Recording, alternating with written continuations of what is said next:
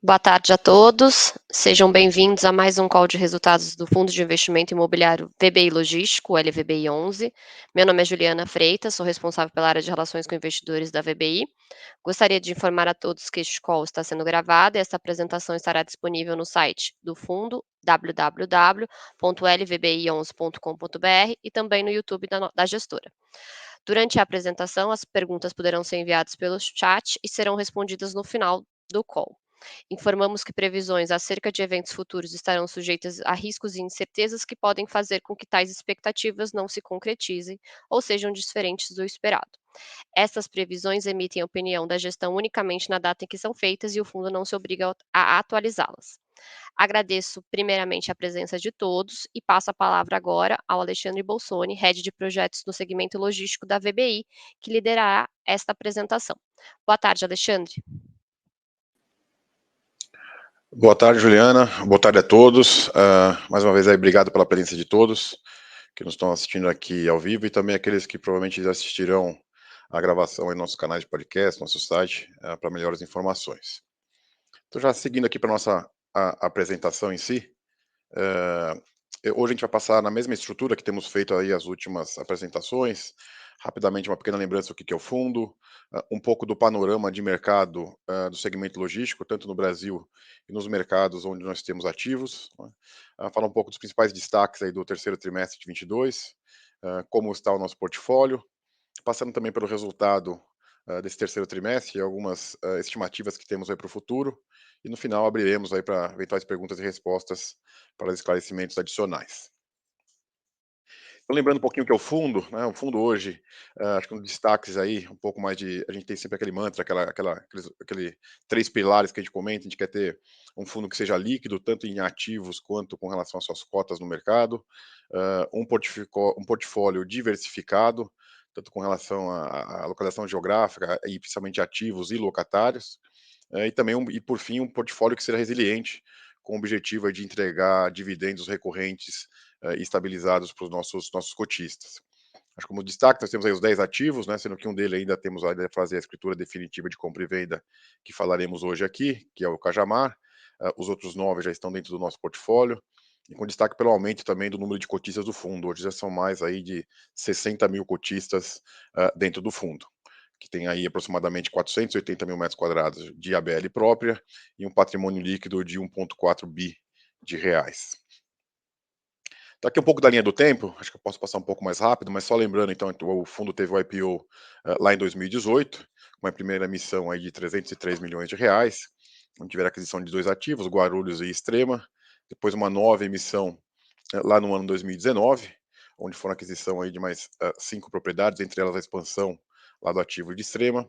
Em 2020 tivemos uma nova emissão, que foi a última, né, a terceira e última emissão até então, até agora, onde os ativos foram adquiridos, novos ativos, que chegamos aí aos 10 que fazem parte do nosso portfólio. E no começo desse ano tivemos um crescimento orgânico aí de expansão de 2 ativos que nós já havíamos adquirido anteriormente, que é o ativo Araucária, que só lembrando está alugado para a Magazine Luiza, e também o ativo Betim, que está alugado lá para a Amazon. Falando um pouquinho aí do panorama de mercado, para sempre estar sempre conectado aí com o que está acontecendo no nível dos ativos, o mercado de logística segue em crescimento. Então, quando a gente faz aí ver os números do Brasil como um todo que temos aí nesse slide, teve um crescimento aí do estoque, ou seja, de novos desenvolvimentos, da ordem de 18%, é um crescimento significativo em qualquer tipo de mercado. E mesmo assim a vacância ainda reduziu, ou seja, tudo aquilo, o volume que foi entregue, as novas locações, o aumento de ocupação foi maior que esse volume entregue, acarretando uma redução na taxa de vacância no Brasil como um todo.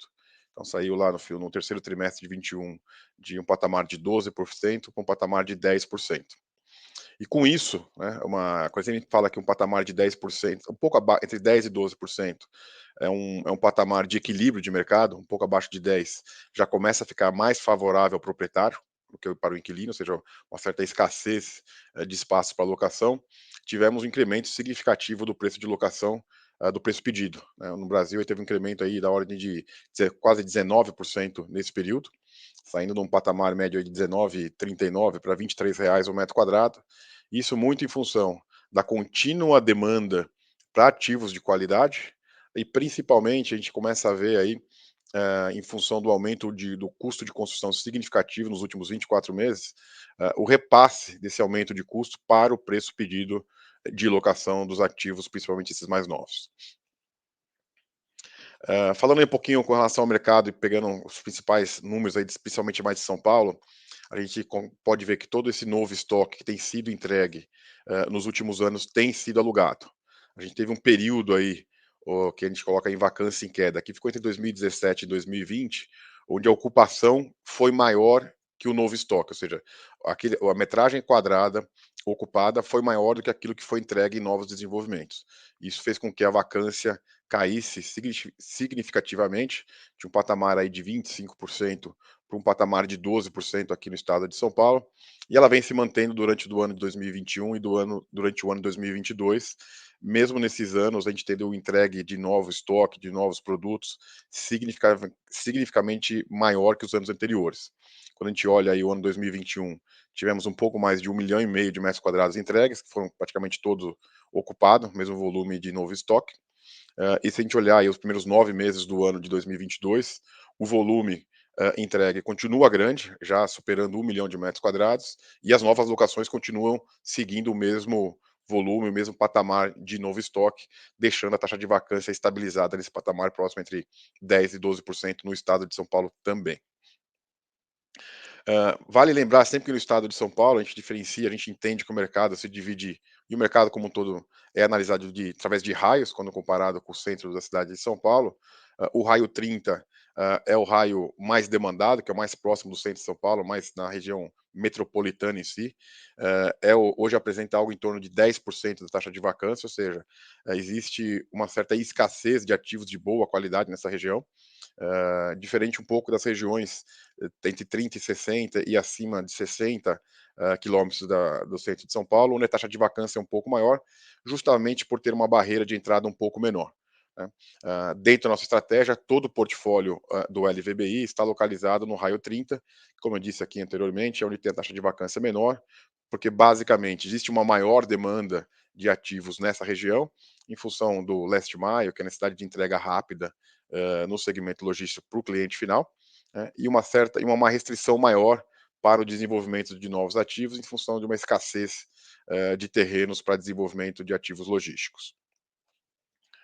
Em função disso, essa região que a gente chama de raio 30 tem um valor de locação mais elevado. Né? Então, hoje, se a gente olhar aí os últimos 2 anos, houve uma retomada do mercado, né? Uma recuperação dos valores de locação, muito em função da queda da taxa de vacância, que ocorreu até 2020. Então, a partir do momento que ela atingiu aí os 10%, 12%, o valor de locação começou a subir, pela necessidade aí de espaço por parte dos locatários e a certa escassez de ativos de boa qualidade.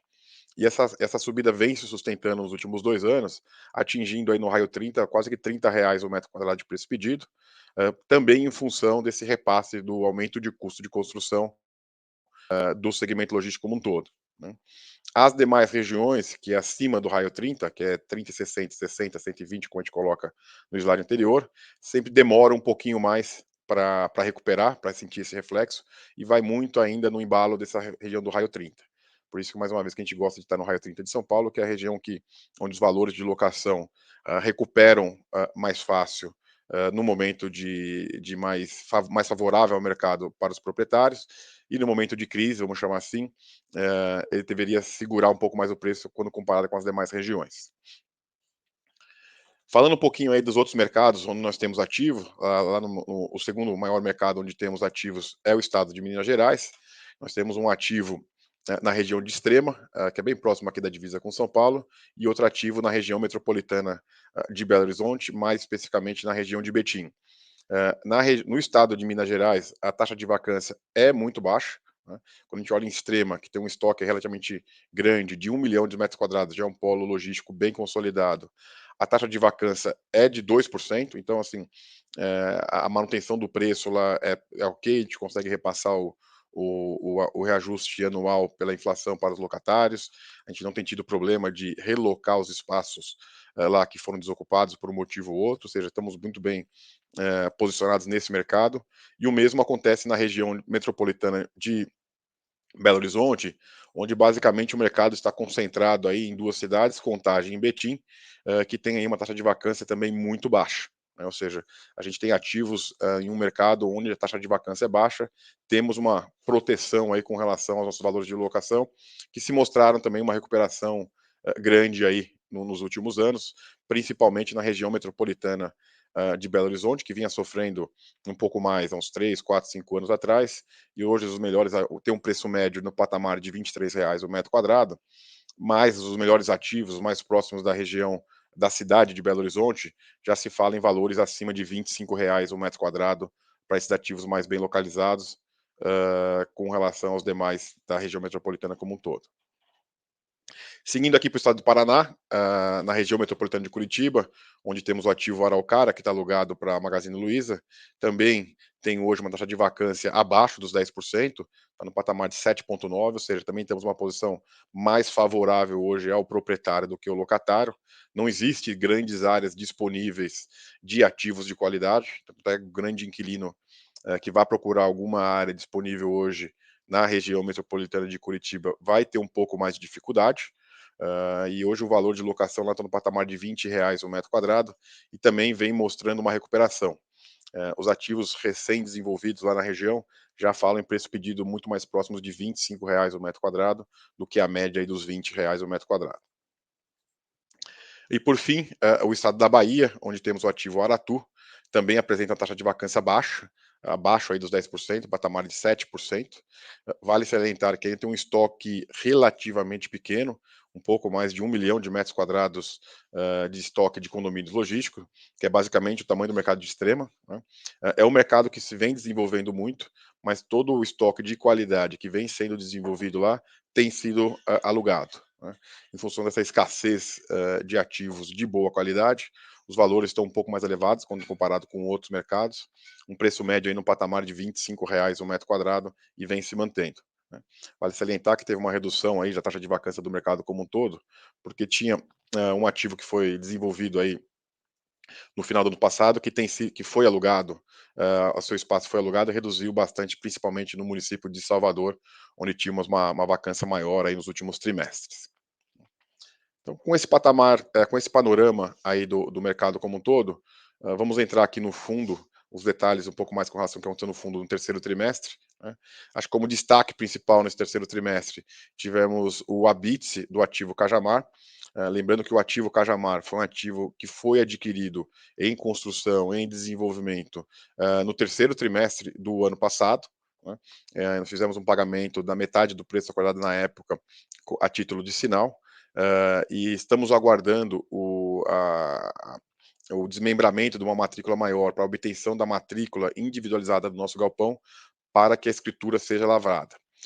O Habite foi emitido, como a gente falou, aí em agosto de 22, e a escritura atrasou um pouco mais do que esperado, e hoje a expectativa é que ela ocorra ao final do primeiro trimestre de 2023.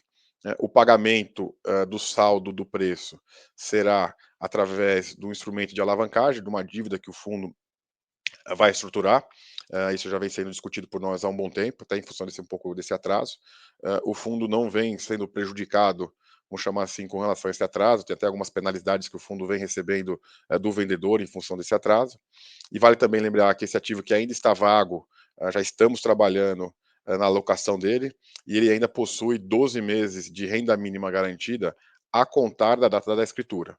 Então, em a escritura acontecendo na data estimada por nós hoje, que seria o final do primeiro trimestre de 2023, teríamos ainda uma renda mínima garantida, caso esse imóvel não seja alugado até lá, até o final do primeiro trimestre de 2024. Ou seja, não esperamos nenhum impacto financeiro na receita imobiliária desse fundo até pelo menos o final do primeiro trimestre de 2024.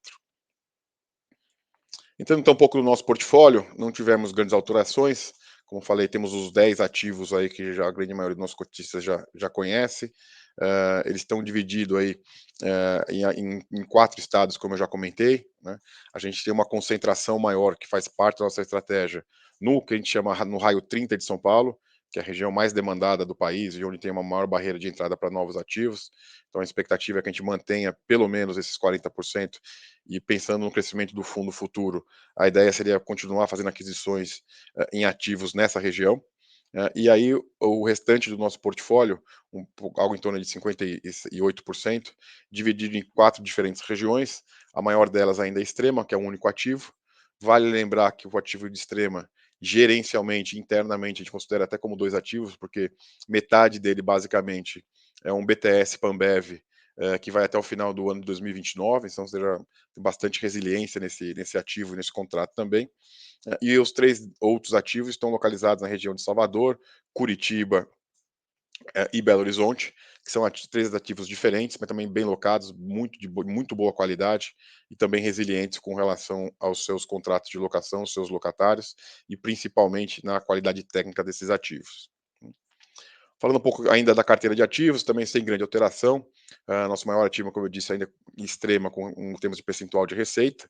A gente já começa a ver uma diversificação maior dos nossos ativos em função desse último follow-on, já que faz 2 anos, e principalmente uma diversificação com relação aos inquilinos, ou seja, nosso grau de risco aí com relação aos locatários é bem diversificado, e os maiores locatários são de um grau de risco bastante baixo, uma nota de crédito relativamente alta, que a gente pode comentar os principais aí, Amazon, DHL, Ambev e Magazine Luiza, ou seja, são locatários aí com baixo risco de crédito, né. Com relação o segmento dos locatários, não tem como fugir, um pouco mais de 2/3 vai estar sempre no segmento de logística, que são os operadores logísticos, e aí a parte de e-commerce e a parte de varejo vão sempre predominar.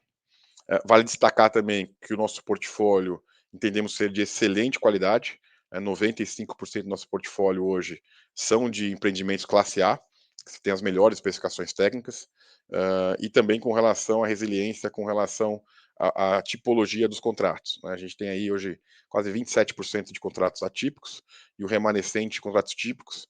Lembrando que a gente tem uma certa previsibilidade aí que a gente gosta de ter nos contratos, de algo nos contratos típicos, de algo em torno de 1 ano, que varia sempre algo em torno de 6 meses de aviso prévio, 6 meses de multa em caso de rescisão antecipada, ou seja, a gente consegue ter uma resiliência no nosso contrato, no nosso portfólio com isso também.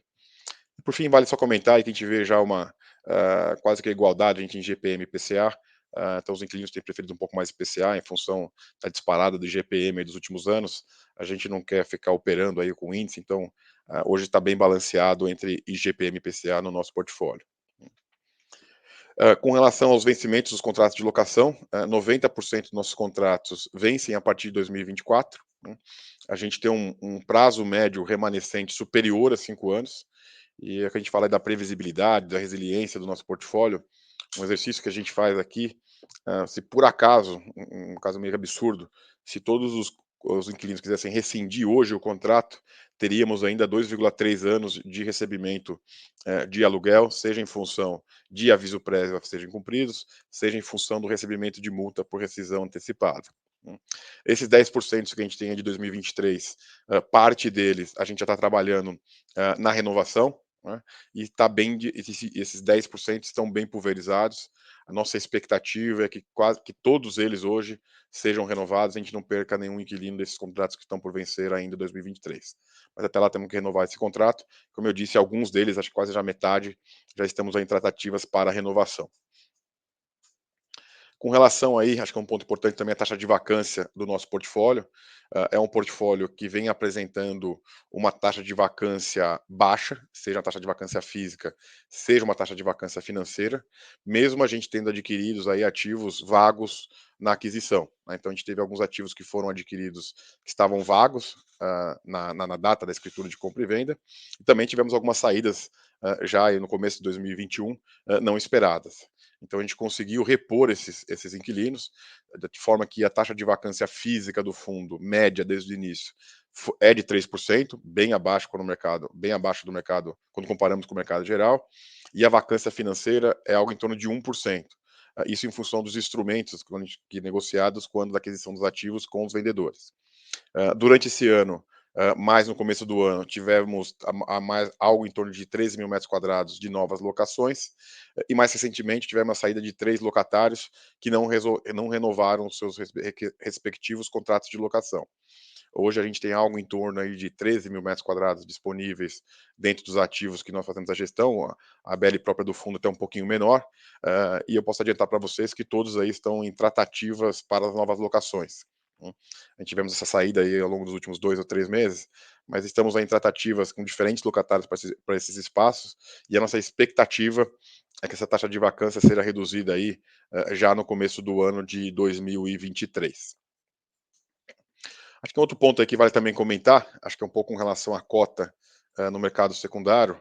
A gente tem hoje, de novo, aí um desconto de algo em torno de 12% na cota do secundário com relação ao valor patrimonial, que, no nosso entendimento, possibilita uma aquisição de ativos de maneira indireta, ou seja, através do fundo, por um valor abaixo que seria o custo de reposição. Ou seja, é possível comprar ativos com essa qualidade, com esse tipo de inquilino, com essa tipologia de contrato, algo em torno de 12% do valor que custaria para construir os mesmos ativos novamente. Ou seja, hoje o mercado secundário tem um desconto comparado com o patrimonial, da ordem de 12%, e o valor patrimonial hoje do nosso portfólio é praticamente médio, é praticamente o mesmo do custo de reposição. Ou seja, se a gente fosse comprar os mesmos terrenos que são proprietários hoje, fazer toda a parte de topografia, terraplanagem, acesso, construção, a gente teria algo em torno de R$ 3.300 o metro quadrado de médio, que é o valor médio do nosso patrimônio líquido, dos nossos ativos hoje. Entendemos hoje que o mercado, no mínimo, está dando um desconto em cima daquilo que custa para construir esses ativos novamente. Aqui entrando um pouquinho, então, na parte de resultados do trimestre, né? Basicamente, a gente apresenta aqui o resultado do terceiro trimestre, já do primeiro mês do quarto trimestre, que foi o mês caixa de novembro, competência outubro. Vale destacar aí que o lucro líquido médio, ou seja, o resultado que o fundo foi aproximadamente 79 centavos por cota, e a gente aí preservando um pouco mais o caixa, recompondo o caixa do fundo, distribuímos aí o patamar de 75 centavos por cota no terceiro trimestre de 22 e já no primeiro mês do quarto trimestre. Isso foi muito em função aí de uma receita imobiliária estabilizada, né, de algo em torno de R$ 1,01 por cota. A gente tem as despesas totais do fundo no patamar aí de 11 centavos por cota, médio, e um resultado financeiro num patamar de 12 centavos por cota. Então, quando a gente faz a receita imobiliária, menos a despesa, menos o resultado financeiro líquido, a gente chegou no terceiro trimestre num resultado médio de 79 centavos, e a gente, dentro do limite de 5% de retenção, acabamos distribuindo aí os 75 centavos por cota que a gente vem distribuindo. Quando a gente olha aí para as perspectivas já para o quarto trimestre, olhando um pouquinho para frente, a nossa expectativa das receitas imobiliárias é que se mantenham nesse patamar de R$ 1,01 por cota, com os reajustes pela inflação que vão ser feitos aí aos meses de novembro e os meses de dezembro, conforme os contratos de locação. Então, parte dessa receita aí deveria ter um pequeno incremento com relação ao reajuste, que está em patamar de 5% hoje daqueles contratos que tem a data base agora no final do ano. Com relação ao resultado financeiro e as despesas totais, a gente tem algo em torno de 13% de resultado financeiro negativo em função dos juros que estamos pagando, os instrumentos de alavancagem, e as despesas totais também não tem muita variação, no patamar de 11, né. Vale só lembrar que como a nossa dívida é em CDI e a expectativa é que o CDI, taxa Selic, não suba mais, esse resultado financeiro deve se manter estável aí no patamar de 13 centavos por cota. Com isso, a expectativa é que o fundo tenha um resultado algo em torno de 77, 78 centavos para esses 2 próximos meses, e a expectativa é que a gente mantenha, então, em função desse resultado, a distribuição de rendimentos nesse patamar de 75 centavos por cota, para o final do ano de 2022. Olhando um pouco ainda para frente, né, se a gente vê a movimentação de caixa prevista para o fundo, aí já para os próximos 12 meses.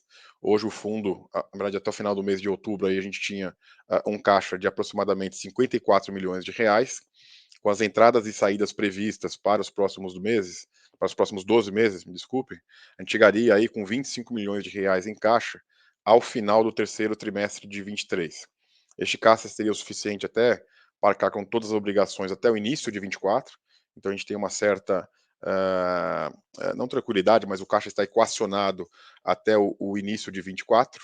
sendo que dentre as principais movimentações, ainda para 2022, a gente pode destacar o pagamento da parcela do earn-out lá de Aratu, que basicamente até já foi paga na última semana, então esse caixa está um pouquinho mais baixo, mas a grande movimentação vai acontecer ainda no primeiro trimestre de 23, com o pagamento do custo de obra da expansão da Ativo Betim, que deve acontecer no começo do primeiro trimestre de 23, e ao final do primeiro trimestre, teremos a expectativa da lavratura da escritura do ativo Cajamar, como eu comentei anteriormente, onde a expectativa é termos um instrumento de alavancagem de aproximadamente um loan to value de 70% do valor do ativo, e o saldo a pagar é algo em torno hoje de 68 milhões de reais que temos de obrigações.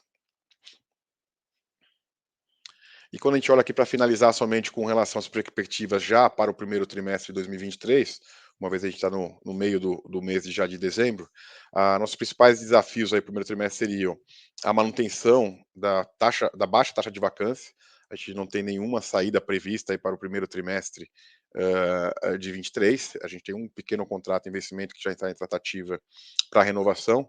E o nosso grande desafio aí é fazer a redução, apesar de ainda baixa a taxa de vacância hoje algo em torno de 2%, a gente quer baixar ela ainda mais.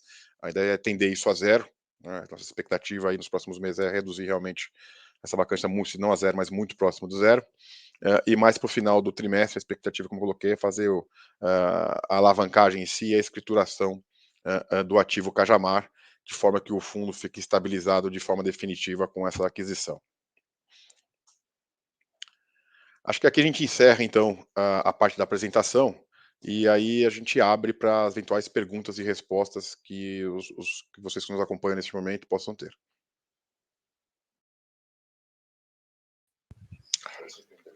Olá, começaremos aqui com uma primeira pergunta. O investidor está perguntando se existem tratativas comerciais para a área vaga disponível no ativo Aratu. Sim, existem. Hoje, de maneira mais específica, todos os ativos têm pelo menos proposta na mesa para alocação, né? Existem tratativas, o ativo Aratu hoje, só relembrando, a gente tem aproximadamente 6 mil metros quadrados. Lá a gente tem um dividendo preferencial mínimo até junho de 23, então essa área vaga no ativo Aratu não tem impacto financeiro para o fundo, mas a gente não quer contar com isso, né? Então hoje existem sim tratativas para esse espaço, já propostas trocadas em andamento para alocação desse espaço. Só vale quando está assinado, né? Quando a locação estiver assinada. Nossa expectativa, como coloquei, é encerrar essa alocação ainda no primeiro trimestre de 23, que seria antes da finalização do dividendo preferencial mínimo. Já puxando o gatilho, mas já adiantando também, nos demais espaços também temos tratativas em andamento. Em Extrema, a gente tem aproximadamente 3 mil metros quadrados, que também temos um inquilino para ocupar esse espaço, com tratativas bem avançadas. Em Itapevi, temos 2 módulos aí de aproximadamente 1.500 metros quadrados cada um, que também existem propostas na mesa em negociação. E o mesmo vale até para o ativo Cajamar, que a gente ainda não fez a estruturação, que seria, como eu comentei, prevista para o final do primeiro trimestre de 23, mas existe já tratativas também com diferentes empresas para ocupação tanto parcial, eventual ocupação parcial do ativo, como também a ocupação de um único inquilino para o galpão lá, que tem aproximadamente 35 mil metros quadrados. Próxima pergunta é: considerando o cenário macro atual, a gestora entende que 2023 vai ser um ano mais propício a novas emissões? Acho que um ponto importante aí com relação às novas emissões são dois, né? Primeiro é a expectativa da taxa de juros. Acho que o mercado mostrou uma recuperação recente, que depois voltou um pouquinho a cota, com uma expectativa de redução da taxa de juros para o ano que vem, né? Então o mercado tinha uma expectativa de redução, alguns falavam até o final do primeiro semestre de 23, já teríamos uma queda na taxa Selic, que isso, sem dúvida nenhuma, tem um impacto nas cotas como um todo, na atratividade para esse tipo de fundo, quando comparado com a renda fixa com juros menor, vai gerar oportunidades em outros investimentos alternativos, então esse é um ponto importante. Então esse é uma questão que a gente está aguardando, que será um pouco mais macro. E outra questão importante que a gente também olha é, eventualmente, o valor da cota no secundário comparado com o patrimônio líquido, né? Hoje a cota tem um desconto de aproximadamente 12%, como eu comentei.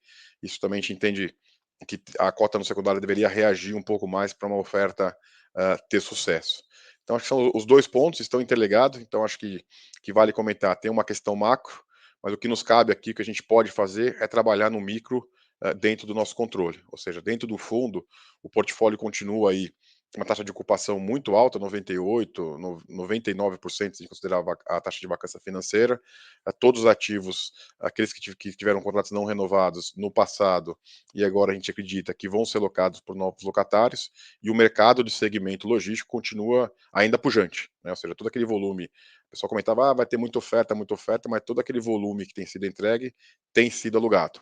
Então, os fundamentos do mercado logístico, com um portfólio de boa qualidade, continuam muito fortes, e a nossa expectativa é um pouco do cenário macro com relação a ofertas futuras. Próxima pergunta é, um investidor está perguntando assim, poderia informar qual o impacto financeiro dessa nova alavancagem no resultado financeiro do fundo? A gente pode mandar alguma estimativa.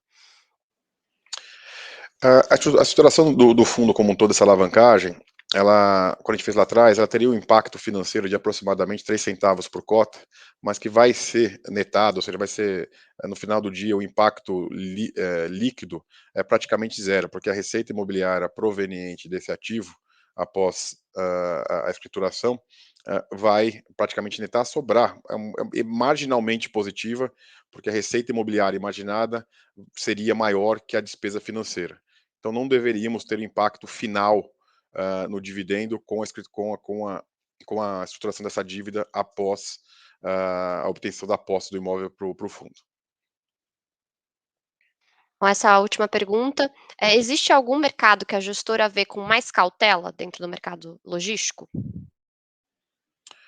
Nossa estratégia do fundo, como todo, é muito boa pergunta. A gente gosta de ter ativos onde é difícil produzir novos produtos e onde existe demanda, né? Então, assim, existem mercados onde tem mais demanda e menos demanda, e mercados que é mais fácil produzir e menos fácil produzir. Então, como exemplo mais óbvio, a gente gosta muito de estar na região metropolitana de São Paulo, porque tem muita demanda e existe uma restrição de novos terrenos para a produção de eventuais concorrentes futuros, né?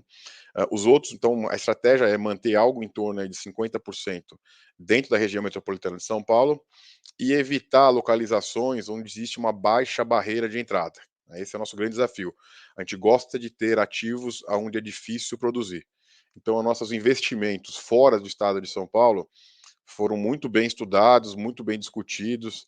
Tem que ser aí um dos 3 melhores ativos de cada mercado e um mercado que esteja potencial de crescimento. Então, quando a gente olha Salvador, é um mercado claramente que a qualidade dos ativos existentes é muito baixa.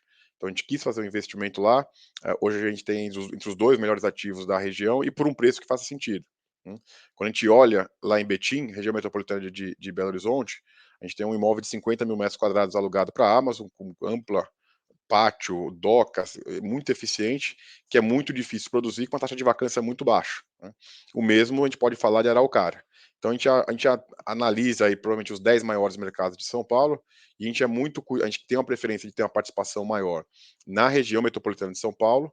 Quando a gente sai da região metropolitana de São Paulo, ser muito cuidadoso com os fundamentos, e tem que ser um dos melhores ativos da região, porque a gente sabe que a barreira de entrada para esses mercados fora de São Paulo é um pouco menor. Bom, recebemos mais uma pergunta. Ele nos questiona qual é o nosso plano, com relação a após, o período de cobertura de caixa, né, pensando aqui nas obrigações do fundo, e se é necessário fazer um follow-on para pagamento dessas obrigações, e se a gente considera fazer, um pouco da linha do que você já respondeu, com as cotas, no atual valor de mercado. Hoje é importante colocar que o nosso plano aqui de caixa, a gente tem caixa, teremos caixa até o primeiro trimestre de 2024. Então a gente passa aí todo o ano 2023 sem precisar fazer uma nova captação, né? Aí sim, a partir do ano 2024, nós teríamos, se nada mudar, que fazer aí algum tipo de captação. Para essa captação, basicamente, tem 3 alternativas que poderíamos fazer. A primeira delas, basicamente, é uma captação em si, uma nova oferta, né? Que aí teríamos que tomar a expectativa seria que o valor da cota no secundário esteja próximo, até superando aí o valor patrimonial. Esse é o plano inicial aí em se falando numa nova oferta. Além disso, teríamos 2 outras alternativas que a gente trabalha sempre em paralelo, né. A primeira seria uma eventual até renegociação, do pagamento do principal da nossa alavancagem, da principal delas, que é a CDI, né. Essa essa essa essa alavancagem, a carência do principal dela vai até setembro do ano que vem, até setembro de 23. Então, até lá nós poderíamos renegociar com o credor eventual postergação do pagamento do principal. Isso já foi feito no ano passado. E como é um único credor, é um pouquinho mais fácil de discutir e trabalhar isso com ele, né? E uma outra alternativa que a gente também não descarta é uma eventual reciclagem dos ativos, né? Não é uma obrigação, não precisamos vender, só vamos só venderíamos algum ativo se entendemos que temos uma boa proposta na mesa e que gere resultado para o fundo, né? Então são as 3 frentes de trabalho que temos, né? Vale salientar que a gente tem um pouco, quase que um pouco mais aí de 12 meses com o caixa previsto aí do fundo para os próximos para esse período, para trabalhar, né? Então nossa expectativa é que durante o primeiro semestre, do ano que vem, o cenário macro esteja um pouquinho mais, previsível, vamos chamar assim, e aí sim, dentre essas 3 estratégias, a gente vai poder colocar uma delas em prática. Todas elas a gente vai trabalhando, já estamos trabalhando em paralelo, mas acho que aí ao final do primeiro semestre, a gente vai ter um pouco mais de previsibilidade de qual caminho seguir. Mas como eu disse, as 3 trabalhando em paralelo desde já, e essa eventual necessidade seria só para o início do ano de 2024. Bom, não recebemos mais perguntas, então estamos encerrando a sessão de perguntas e respostas. Caso alguma pergunta ou alguma dúvida surja sobre o fundo, a gente gostaria de ressaltar aqui que o canal de RI está aberto através do e-mail ri@vbirealestate.com. Você também pode acessar as nossas mídias através do nosso Instagram, do nosso YouTube, através do nosso podcast, que também mensalmente nós colocamos diversas informações, de atualização também. Vou passar aqui a palavra para o Alexandre, que vai fazer as considerações finais. Não, só agradecer então a presença de todos, as perguntas que foram feitas, sempre é muito bom ter essas perguntas para a gente poder esclarecer os detalhes. E lembrando, como a Juliana colocou, estamos sempre à disposição aqui para perguntas adicionais, que vocês possam ter para tirar todos os detalhes e dúvidas aqui do fundo. Obrigado a todos e aí voltamos aí no começo do ano de 23 com o resultado do quarto tri de 22. Obrigado, um abraço.